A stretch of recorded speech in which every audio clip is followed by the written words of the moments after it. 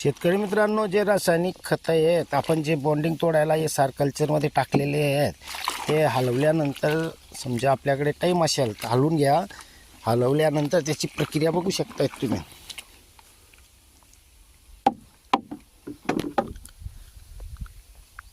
त्याच्या खालतून असा उबाडा निघतो बघा. हे आपण कालच टाकलेलं आहे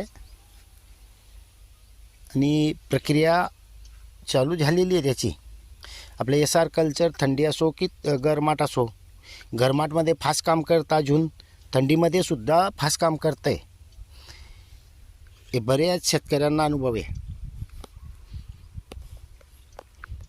याला म्हणतात बॉन्डिंग तोडून खतं देणे. 100 किलोच्या ऐवजी 50 किलो दिलं तरी तुम्हाला जबर रिजल्ट. 50 किलो देऊन सुद्धा तुम्हाला 200 किलो दिलेले आहे असा अनुभव येईल.